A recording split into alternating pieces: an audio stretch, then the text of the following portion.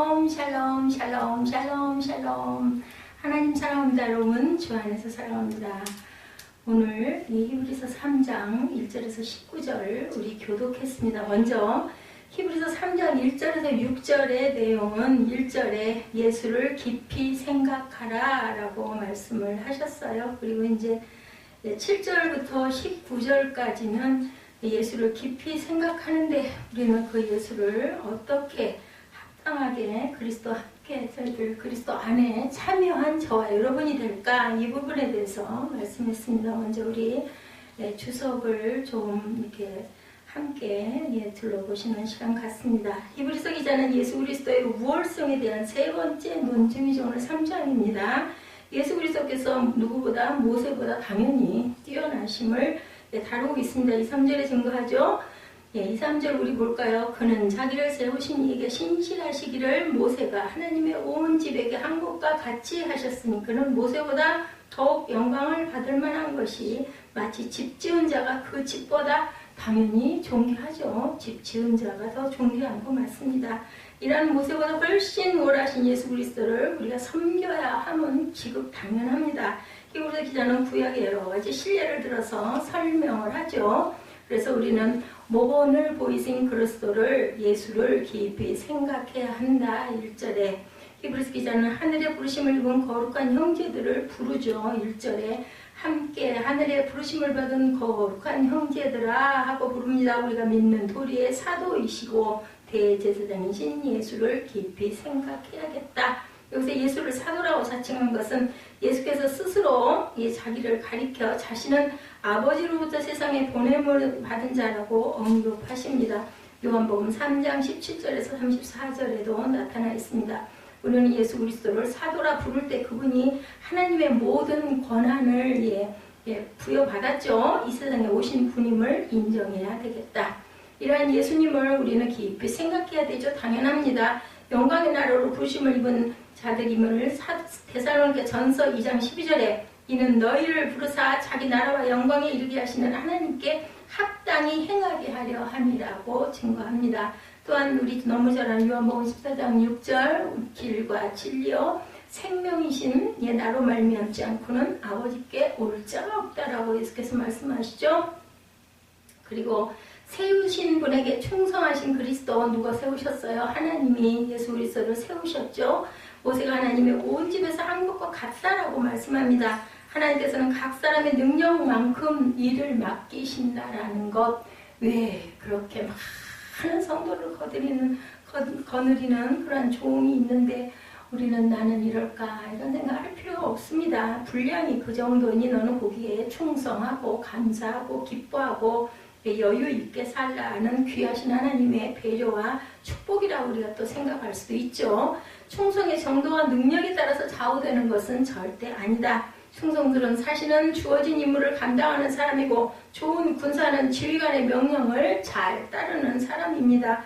하나님께서 필요로 하시는 사람들은 좋은 가문의 사람이나 지식이 많거나 능력을 소유한 사람이 아니라 충성스러운 사신과 좋은 군사다라고 증거하십니다. 선지자로 세움받은 것이 예언된 예수가 사도행전 3장 21절 모세가 말하되 주 하나님이 너희를 위하여 너희 형제 가운데서 나 같은 선지자 하나를 세울 것이니 너희가 무엇이든지 그의 모든 말을 들을 것이라. 누구 얘기예요? 예수님의 이야기를 한 거죠. 그리고 순종함으로 하나님을 대하신 그 예수에 대해서 히브리서 5장 8절에 그가 아들이시면서도 받으신 고난으로 순종함을 배웠다라고 증거합니다. 그리고 더욱 영광을 받으실 그리스도에 대해서 예수 그리스도와 모세가 똑같은 충성을 하였다 할지라도 그들이 받을 영광은 동일하지가 않다. 왜냐하면 모세와 예수 그리스도는 본질상 당연히 다르죠. 한 사람은 사람이고 한 사람은 하나님이시니까 본질이 다릅니다. 모세는 피조물이고 예수 그리스도는 창조주이기 때문이다. 그리스도께서 하나님의 집을 새롭게 만드시고 굳건하게 세우셨죠. 이러한 예수 그리스도의 충성으로 인해서 하나님께서는 그를 영화롭게 하시고자 작정하셔서 예수의 이름을 만유 위에 뛰어나게 하시고 우주의 통치자로 세우셨습니다. 주님은 교회를 세우신 분이라고 마태복음 16장 18절에 또 내가 네게 이르노니 너는 뭐라? 베드로라. 내가 이 반석 위에 내 교회를 세우리니 음부의 권세가 이기지 못하리라고 말씀하죠.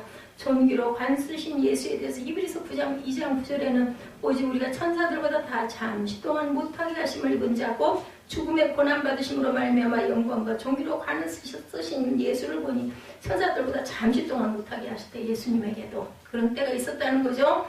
이를 행하시면 하나님의 은혜로 말미암아 모든 사람을 위하여 죽음을 맛보려 하심이라고 증거합니다. 그래서 멸망의 길로 다름질하지 말라고 우리에게 말씀하시죠. 만물을 지으신 하나님이시다. 우리가 사용하고 있는 물건마다 그거를 만든 사람이 있듯이, 그죠? 물건이 그냥 생기지는 않습니다. 우주와 그 가운데 있는 모든 것들을 지으신 분은 분명히 계시고 그분은 바로 하나님이시다.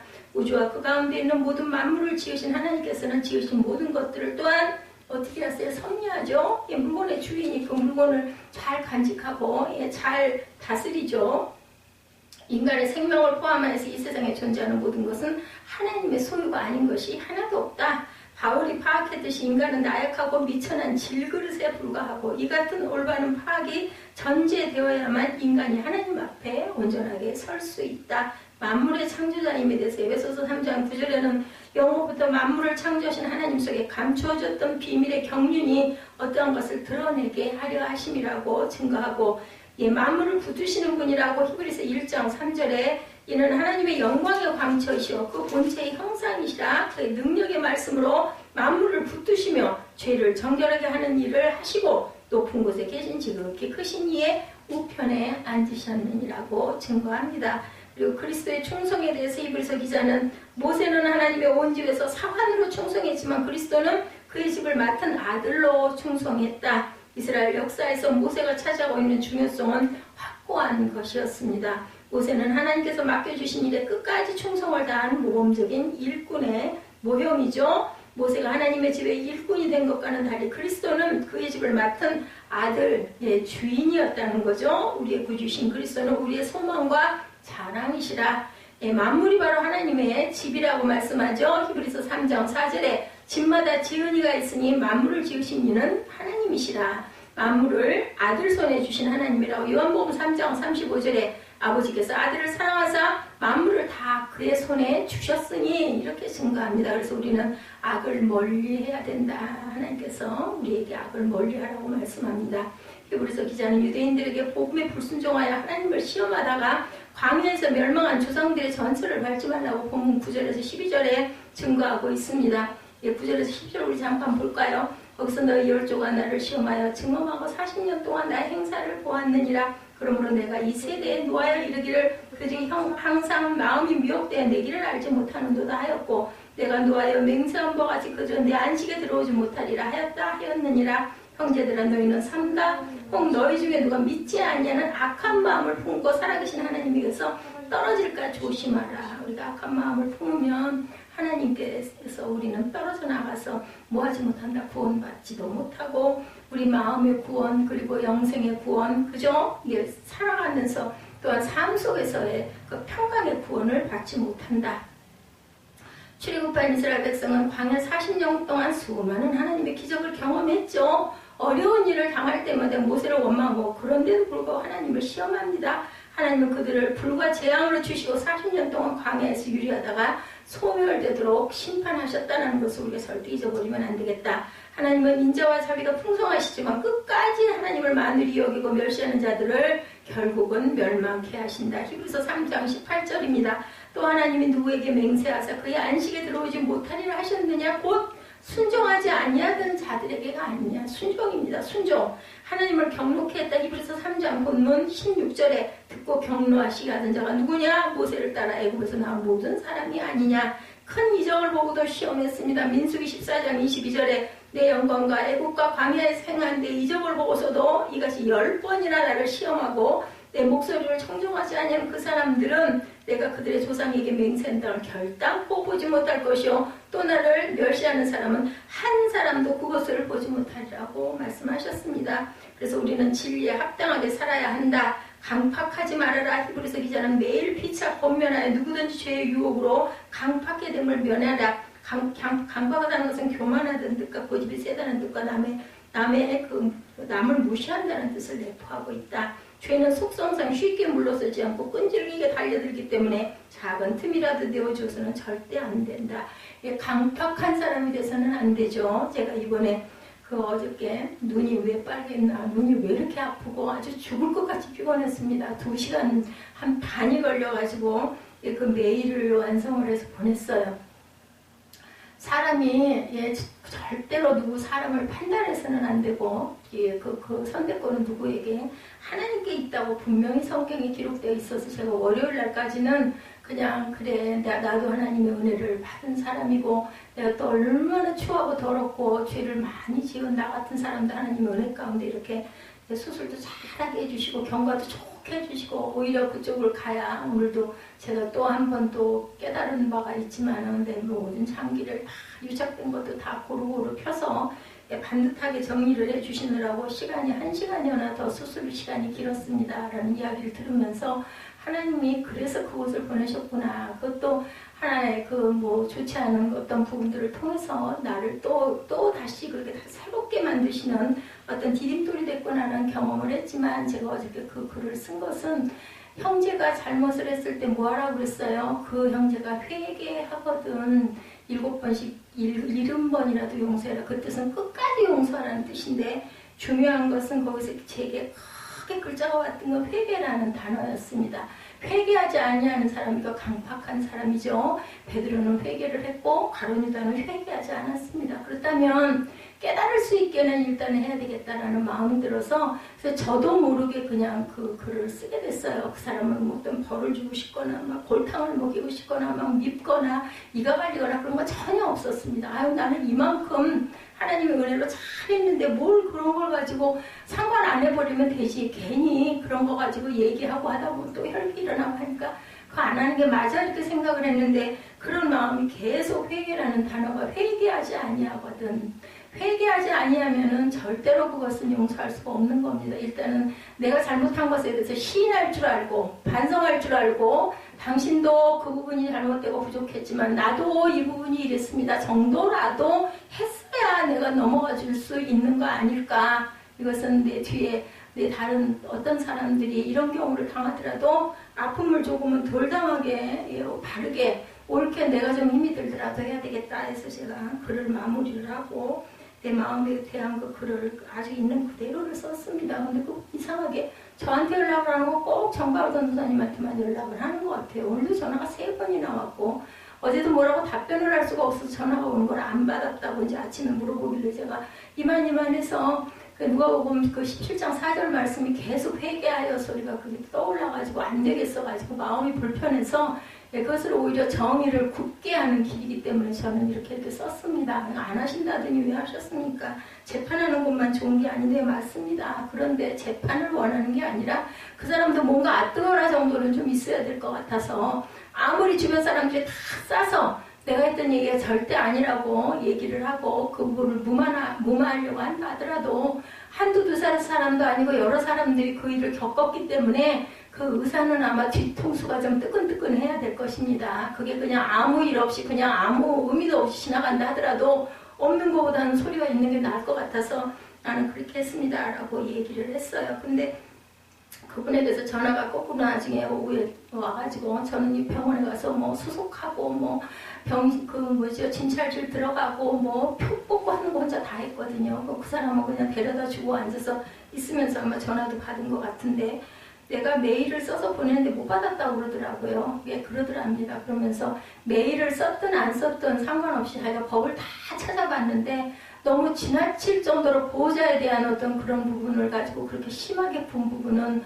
분명히 그 사람은 어떤 그 책임을 물을 것이다라는 이야기를 해왔다라고 말씀을 해주시더라고요. 이렇게 우리가 마음이 강팍해서는 안 돼요. 웬만한 보통 사람의 마음 같으면 어때요? 그 좋은 게 좋다고 그냥 얘기하면 아유 좀 약간의 오해도 있었고 아니요 처음부터 좀 이렇게 말씀하시지 그러셨습니까? 좋게 넘어갈 수 있었으면 그랬으면 제가 수술을 했을 건데 저한테 좋을 게 없었겠죠. 근데 그러려고 바로의 마음을 강팍하게 했다. 성경에 나오죠. 구약에 보면 이 강팍하게 한 것도 하나님의 뜻은 아닐까 하는 생각을 했습니다. 하나님은 적군을 사용해서라도 어떤 도구로 분명히 이용을 하신다라는 생각이 들고 참 하나님께서 거기서 또 하나의 열매를 바라고 저를 이렇게 새롭게 아주 몸이 가볍고 너무 좋아요. 아픈 데는 아프지만 오늘도 하루 종일을 힘들게 그냥 계속 왔다 갔다 하고 걸음도 엄청 많이 걸었어요. 잠깐 쉬고 하긴 했지만 쭉 걷지는 않았지만 정말 많은 일들을 하고 아침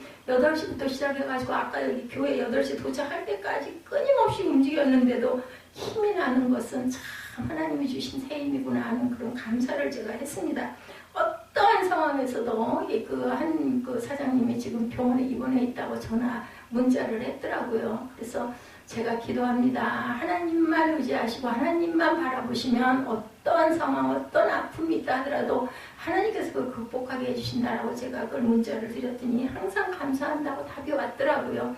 그런 분들의 피암세는 얼마나 복된지, 그죠? 안 걸려가지고 항암 치료하느라고 정기적으로 병원에 들어가면 맨날 며칠씩 거기서 아마 그렇게 입원을 했다 나오시고, 그러면서도 또 일을 접을 수가 없으니까 또 일을 하시고, 옛날보다 좋아진 건 그래도 식사를 하시는 게 얼마나 다행히 먹기만 하면 토하셨는데 지금은 그래도 조금씩 드신다라는 얘기를 제가 들었습니다. 강팍한 마음을 누구도 절대로 가져서는 안 된다. 제가 그 생각이 강팍이라는 단어에서 그 마음이 떠올라서 제가 말씀을 증거하고 간증을 합니다. 우리는 그렇기 때문에 강팍하지 말아야 되고 진리에 합당하게 살아야 된다. 항상 서로 권면할 줄 알아야 되겠죠. 미혹되어서 하나님의 도를 절대 몰라서는 안 된다. 오늘 시편 95편을 제가 여기에서 이 주석에서 은혜를 받아가지고 다른 부분의 시편을 그 묵상을 하다가 바꿨습니다. 어저께 바꿨던 게 바로 95편 10절을 보니까 내가 40년 동안 그 새들로 말미암아 근심하여 일기를 그들은 마음이 미혹된 백성이라 내 길을 알지 못한 바였도다. 이렇게 말씀하고 있습니다. 하나님에 대해서 무지한 자가 돼서는 안 되겠죠. 에레미야 4장 22절에 내 백성은 나를 알지 못하는 어리석은 자요 지각이 없는 미련한 자식이라 악을 행하기에는 지각이 있으나 선을 행하기에는 무지하도다. 거꾸로예요. 그죠? 악을 행하기에는 지각이 있어서는 안 되겠죠. 선을 행하기에는 지각이 있어야 되고 악에 대해서는 무지한 저와 여러분이 되셔야 될 줄로 믿습니다. 확실한 것을 그리고 끝까지 붙잡고 나아가야 돼. 끝에 변형이 됐다가는 하나님의 나라를, 하나님의 유업을 우리가 받지 못하는 거죠. 본문에 본인 17, 8절에 증거하죠. 예, 듣고 격노하게 하던 자가 누구냐? 모세를 따라 애굽에서 난 모든 사람이 아니냐? 하나님이 40년 동안 누구에게 노하셨느냐? 그들의 시체가 광야에 엎드려진 범죄한 자들에게가 아니냐? 하나님이 누구에게 맹세하사 그의 안식에 들어오지 못하게 하리라 하셨느냐? 곧 모하지 않은 자, 순종하지 않는 자들에게가 아니라고 했습니다. 우리는 그래서 끝까지 하나님의 그 확실한 것을 붙잡고 나아가야 된다는 겁니다.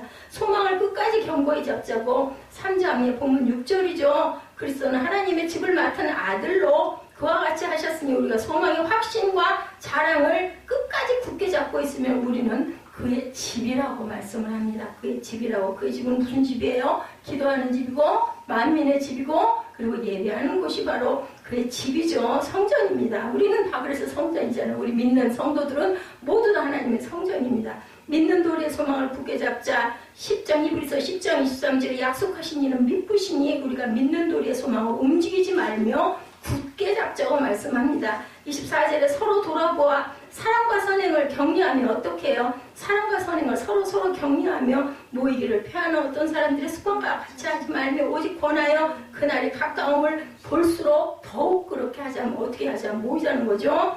안식에 들어가지 못하는 자들에 대해서 아까 본문 마지막 절에 제가 말씀을 드렸어요. 그죠? 순종하지 아니하는 자. 히브리서 기자는 출애굽한 이스라엘의 광야에서 범죄함으로 하나님의 노를 격동케 하여 가나안 땅에 들어가지 못한 경우를 오늘 본문에서 강조하시죠. 이처럼 오늘날에도 하나님께 범죄함으로 조상들의 전처를 밟지 말아야 한다고 권면하시죠. 하나님의 안식에 들어가지 못하는 자는 하나님을 어떻게 하는 자 격동케 하고 그 말씀에 순종하지 않는 그러한 자들이다. 누구에게 말씀하는 거예요? 순종하지 않고 믿지 않는 자인데 표면으로는 믿는 자들이에요. 그죠? 예배한다고 하면서 믿는다고 하면서 온전하게 순종하지 않는 그런 자들. 모든 죄와 불법의 불순종 때문이라면 이 불순종이야말로 성도로 하여금 하나님의 안식에 들어가지 못하게 하는 죄라는 것을 알 수가 있다. 우리가 구원은 얻었어요. 구원은 했어요. 천국에 갈 수는 있다. 그런데 뭐예요? 안식에는 들어가지 못한다. 우리 항상 두려우고 항상 걱정하고 항상 염려하고 세상에서 그렇게 사는 것은 우리가 온전한 믿음을 갖지 못했기 때문에 안식하지 못해서 마음이 절대 편안할 수가 없어요. 늘 불안해요. 염려가 되고 걱정이 되고 근심이 되죠. 그런데 하나님의 안식에 들어간 자들은 뭐 하는 자? 하나님께 맡긴 자들. 아이고 하나님이 알아서 해주실 거고 나는 내 자리에서 내가 할 수 있는 최선의 열심으로 어떻게 선을 향하고 선을 가지고 열심히 살아가자 하는 그 마음을 가진 사람을 하나님께서는 도우시죠. 악한 세대에게 맹세하시죠. 신명기 1장 34~5절에 야훼께서 너희의 말소리를 들으시고 놓아서 맹세하여 이르시기를 이 악한 세대 사람 중에 내가 그들의 조상에게 주기로 맹세한 좋은 땅을 볼 자가 하나도 없으리라고 신명기에도 말씀합니다. 심판을 받는다. 요한복음 3장 18절에 그를 믿는 자는 심판을 받지 아니하는 것이요 믿지 아니하는 자는 하나님의 독생자 이름을 믿지 아니함으로 벌써 심판을 받은 것이니 안 믿는 것 자체가 심판을 받은 겁니다. 그래서 우리는 유대인들이 그렇게도 공부하고 존경하는 모세보다 그리스도께서 더 우월하다는 것 오늘 본문에 확실하게 증거하고 이러한 지식을 바탕으로 우리는 모든 삶을 통하여 모세보다 우월하신 그리스도의 권위와 주권을 인정하고 우리 마음과 태도를 강팍하게 하지 말아야 되겠다. 그리고 순종하는 마음을 가져야 되겠다는 거죠. 그래서 1절에서 6절은 대제사장 그리스도 예수를 깊이 생각해야 된다. 대제사장은 어때요? 예수님의 상중 임무에 대해서 얘기하죠. 대언자. 갈보리 십자가까지 대언하셨고 제사장 언제까지? 재림 때까지 제사장이시기 때문에 한 번 제단을 드렸기 때문에 영원한 제사장이 되었습니다. 그리고 왕, 천년 왕국의 왕노릇 하시는 분 이렇게 삼중의 직무를 가지셨다. 예수님 현재 우리 믿는 성도들의 누구시다? 대제사장이시다. 단번에 그죠? 한 번에 예배를 드림으로 한 번에 제단을 드림으로 영원한 제사장이 되셨다. 죄인들을 위한 예수님의 사역은 갈보리에서 이미 끝이 났어요. 갈보리 사역에서 지금 하늘의 예수님은 죄인들을 위해서 뭐하고 계세요? 중보하지 않고 성도를 위해서만 하신다는 거예요. 죄인들을 위해서가 아니라 성도들을 위해서 중보하신다. 요한복음 17장 9절입니다.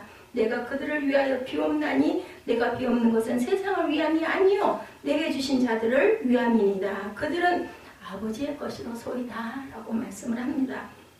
그렇기 때문에 누가 하나님이 택한 자인지를 모르기 때문에 우리는 때를 얻든지 못 얻든지 만민에게 누구에게나 하나님의 그 복음을 전파해야 된다. 그러므로 예수님만이 유일한 구원자심을 믿고 그분께 나오지 않으면 그분의 중보를 절대로 받을 수가 없다. 믿는 자들을 위해서 그죠? 오늘 본문에 그 17장 9절에 말씀하죠. 요한복음 17장 9절에 내가 비옵는 것은 세상을 위함이 아니요 내게 주신 자들을 위함이니 곧 그들은 아버지의 것이로소이다 라고 말씀을 합니다.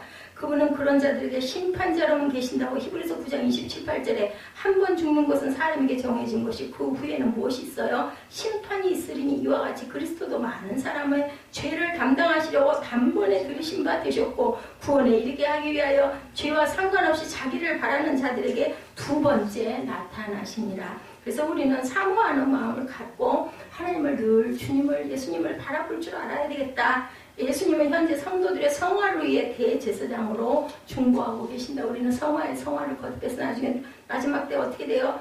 영광스러운 몸으로 변형되는 영화를 마지막까지 이루고 가죠. 우리의 신앙 고백을 그 말하는 거죠. 그리스도인이라면 같은 것을 늘 말할 줄 알아야 된다. 히브리서 11장 13절에 사람들은 다 믿음을 따라 죽었으며 약속을 받지 못하였을 때 그것들을 멀리서 보고 환영하며 땅에서는 외국인과 나그네 임을 증언하였으니 그들이 이같이 말하는 것은 자기들이 본향 찾는 자임을 나타냅니다. 우리는 우리의 본향이 분명히 있습니다.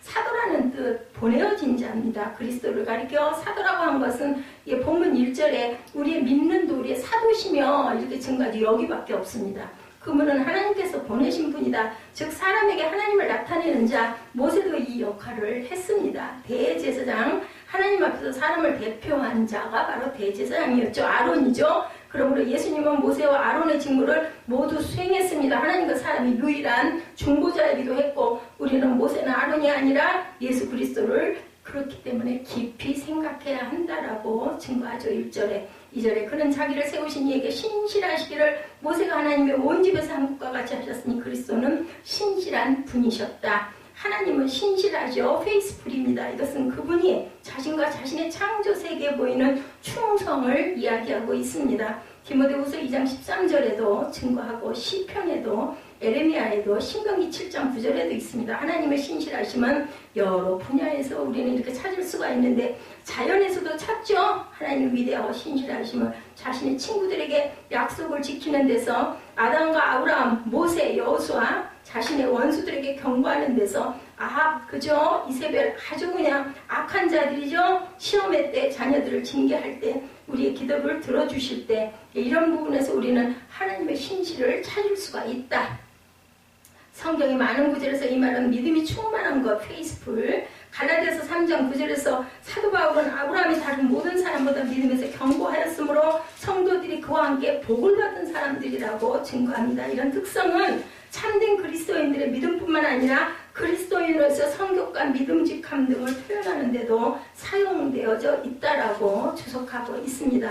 우리는 하나님의 신실함을 분명히 믿고 나아가야 되는데 바울의 동역자 디모데, 오네시모 또한 주님 사람들 중에서 신실한 자는 또한 모세였다고. 모세는 어떤 자? 완전한 자가 아니라 신실한 자였다고 고린도전서 4장 1, 2절에 증거합니다. 사람이 마땅히 우리를 그리스도의 일꾼이요 하나님의 비밀을 맡은 자로 여길지니라고 증거합니다. 그리고 맡은 자들에게 구할 것은 뭐라고요? 충성이라고 얘기하죠. 그는 죄를 짓고 분노도 내고 못하겠다고 하소연도 하고, 그죠? 모세도 우리와 똑같은 사람의 성정이었어요. 그죠? 이런 사람이었지만 신실했다라는 거예요. 3절에서 6절은 집이라는 말이 6번 나옵니다. 여기서 하나님의 백성을 뜻하죠. 모세는 구약의 백성, 구약의 집이고 그리스도는 신약의 백성, 신약의 집입니다. 그런데 모세는 구약집에서 종으로 신실했다라고 3장 5절에 오늘 본문에 증거했죠. 반면에 그리스도는 자신의 신약집을 다스리는 아들로 신실했다라고 6절에 비교가 안 될 만큼 주인이고 하나는 종입니다.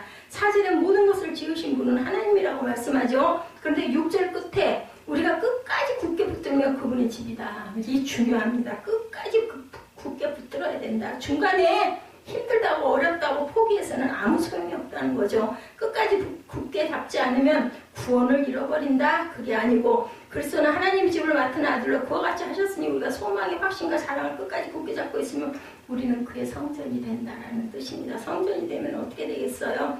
그렇게 되면 그곳에서 기도하고 우리는 하나님의 귀한 안식에 들어갈 수가 있다라는 것이 바로 중심입니다. 여기에 우리 본문을 제가 6절을 영어를 좀 봤습니다. 잘 모르지만 We are his house 하고 나오죠. 그리고 그 다음에 If we hold unto our cause, 용기예요. 용기, 그죠? And the hope of which we boast, 자랑하다 뽐내다. 그래서 if는 우리가 우리 힘으로 구원을 지키는 것을 뜻하지 않고, 이 구절은 구원을 다루는 구절이 아니고 끝까지 붙들어야 할 것인 구원이 아니라 소망의 확신과 신뢰라고 이렇게 번역이 되죠. 우리의 소망의 확신과 기쁨을 우리가 끝까지 붙들면 우리는 구원을 이루고 안식에 들어갈 수가 있다. 히브리서 이교인 그리스도인들은 동족들에게 굉장히 왕따를 당했습니다. 타협하려는 마음 성화를 포기하고 소망의 확신과 기쁨을 잃어버렸다고 베드로전서 4장 12~13절에 증거하죠. 사랑하는 자들아 너희를 연단하리고 오는 불시험을 이상한 일 당하는 것까지 이상히 여기지 말고 오히려 너희가 그리스도의 고난에 참여하는 것으로 뭐해라? 즐거워하라. 이는 그의 영광을 나타내실 때 너희로 즐거워하고 기뻐하게 하려 합니까? 너희들 어려움과 힘들고 고난이 있는 것을 기뻐하라는 거죠. 어려움이 닥치면 예수님과 함께할 영광을 보고 우리는 기뻐해야 된다. 그분은 어떻기 때문에? 신실하기 때문이라고 말씀을 합니다. 구약의 이스라엘을 이집트에서 어린 양이 피로 구속받고 속박해서 해방이 되죠. 그런데 어때요? 남자들 가운데서 오직 여호수아와 갈렙만 가나안에 왜 들어갔어요? 믿음으로 들어갔다는 것을 절대 잊어버려서는 안 된다라고 말씀을 합니다. 잊지 말고 하나님의 신실함에 들어가라. 그리고 이제 3장 7절에서 19절 그리스도와 함께 참여한 자가 되라. 이 부분입니다. 나를 훈계하신 7절부터 시편 16편 7절에서 11절부터의 묵상을 제가 싫다 이걸 바꿨어요.